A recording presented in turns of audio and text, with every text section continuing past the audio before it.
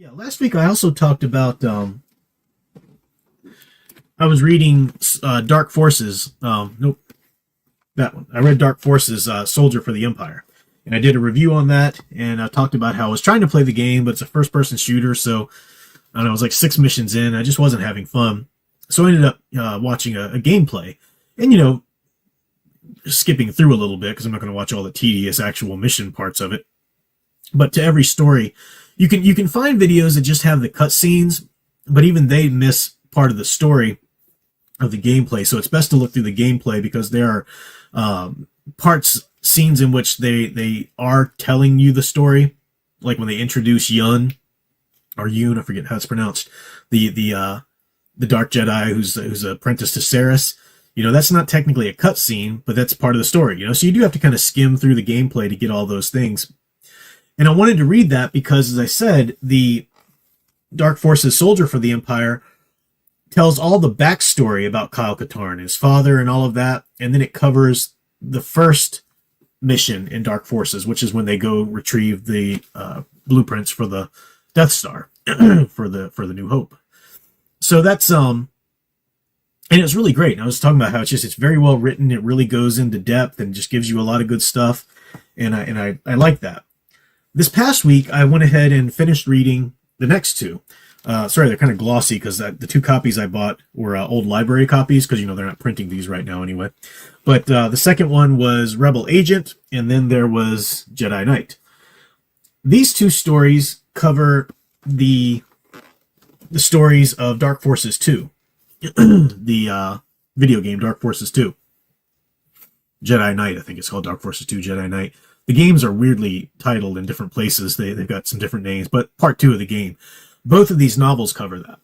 And it doesn't cover the Sith, what was it called? Something of the Sith, the expansion pack with Mara Jade. It doesn't go into that. This just covers the main story of Kyle Katarn in the book 2, or game 2. And these are good. They're not as well written, I don't think, as the first one.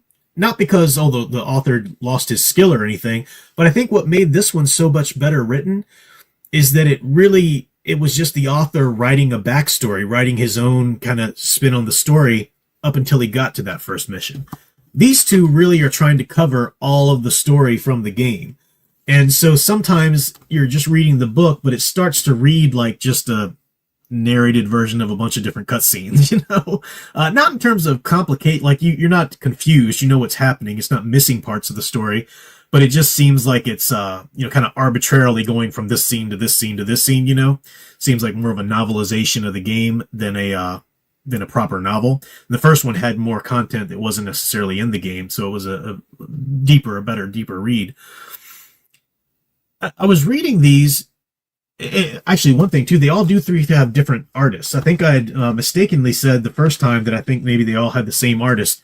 They're beautiful art pieces. It was Dean Williams did the art for the first book, and it was good stuff. Not bad, good stuff. There's Lando Calrissian makes a cameo appearance.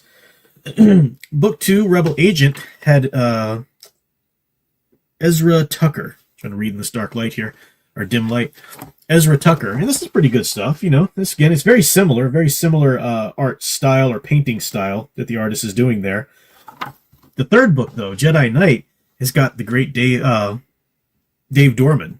I'm trying to find, and these are just like I'm a fan of Dave Dorman's art, big time. So his just like really ups the ante. Really, like that's so much better in my opinion. It's a little less. Sorry, trying to get the glare off of there. Little less stylized, and there's Saris and Jarek. What a great painting there. Saris and Jarek, the Dark Jedi. I was talking last time too about how it bugged me in these books that they wouldn't use the word Sith. They would just say sometimes they wouldn't even say Dark Jedi. Sometimes they would just say Jedi. Oh, and these Jedi on the bad side or whatever. And it was really who was it? Was it Tom Spiegel? Not Tom Spiegel. It was Samuel Proctor reminded me in a comment. I'd heard this once before. I just wasn't thinking about it. I hadn't thought about it since then, though. But Sith didn't come about, the word Sith, until I think really publicly towards like the prequels. I think it had been in one of the early drafts of the old first movies or whatever, but it really wasn't a publicly, used term in the Star Wars universe, apparently, until much later. And that's fine, but still at least say Dark Jedi. Don't just call them Jedi. You know, they're not Jedi. They're Dark Jedi at best, you know? So, there's that. Um, the I finally, when we were doing a book study of the Darth Bane trilogy, Big Al and I were doing a book study of the Darth Bane trilogy. And if you know the Darth Bane story, Darth Bane is there kind of pulling strings behind the scenes to get Khan to do the thought bomb, to set off the thought bomb. And when Hoth is, there, on Rusan, getting ready to attack, and there's the big army of the Sith and the Jedi and so forth. And Bane is in the background pulling these strings because Bane wants all of the Sith to be caught up, the remaining Sith anyway, to be caught up in that thought bomb so that he can be the one remaining and he can enact the rule of two and so forth. And people were saying that, that's, this is the part of the story of Kal Katarn, but I hadn't read Kal Katarn yet, so I was just waiting. And now reading it, it's very cool. This is the story. So if you are somebody like myself, I mean, I knew this was coming up, but I didn't really know all the ins and outs of what would happen in the story until I read this and watched the gameplay again. But the poor souls caught in the thought bomb, that horribly hellish fate that they have in the Darth Bane trilogy, they do get a reconciliation at some point. Kal Katarn's going to be the hero of this story, and we are going to get that coming to pass here. It's a little bit, and I say this lightly because a lot of people love Kal Katarn. I've heard people say, even, within these office hour streams, that he's their favorite, one of their favorite Jedi. And that's great. He's a really cool character. We don't get his character development as well portrayed very well. Let me just say it like that. It's not that he's a bad character. It's not that he's a Gary Stu. It's just we need his. I wish we could get proper novelizations of the game, of part 2 anyway, that really slow down and don't just have to kind of work within this sort of limited space, because these are very short books too. And Dietz, the writer, probably had all these restrictions, to have to write under. So I'm not saying he's a bad writer or he didn't do it right or something. I just wish we'd get a proper novelization that really breathed well, because Kal Katarn's education and ability as a Jedi does kind of go from 0 to 50. Now there are reasons for it. Of course, you've got Ron's Force Ghost helping him in the background, and especially once he's there on Rusan, you've got all the Force Ghosts of the Jedi who had fallen there. They're sort of letting him tap into their minds, and he's kind of getting access to some of their skills and their know-how, and that's fine.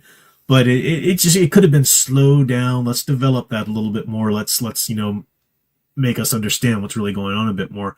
But it's a cool idea. Now, the reason I read these, I was going to read them at one day anyway, but I had finished out the Mass Effect trilogy, and I wanted a new game to play, and I'd never played the Jedi Academy game. It's the two games that come after Dark Forces, because they're not first-person shooters. They seem to be very much reminiscent of Knights of the Old Republic, which I dearly love, one of my favorite games ever.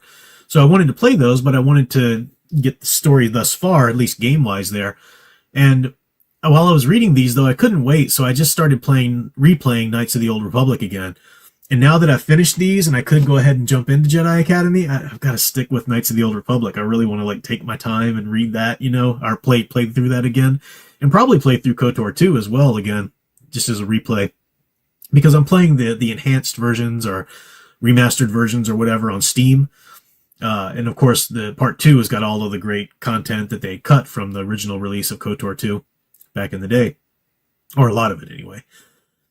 So while I'm going through that, I figure, might as well, I need to at least read, as long as I'm going to be taking some time replaying Knights of the Old Republic, I need to at least read the Jedi Academy, because I hadn't read the Jedi Academy trilogy by Kevin J. Anderson. I want to read that before I start playing the Jedi Academy. I've just been spending a lot more time reading lately, and I'm also finally going to get into Shadow of Mindor, Star Wars Luke Skywalker. This is kind of Luke's sort of last story of his military career, fighting, this is after Return of the Jedi and everything.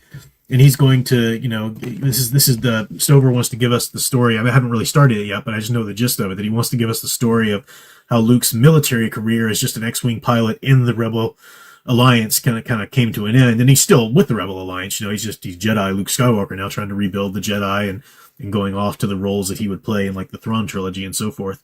So, yeah, that's going to be good. I just saw this comment. Thank you, Leia Plus Size. Says, read Girlfriend in the Basement. Enjoyed it. Refreshing to read an original idea. Thank you so much. I appreciate that. I appreciate that very much. If you have a moment to rate it or review it, that would be on Amazon. That'd be very much appreciated. But thank you so much just for reading it. I appreciate that.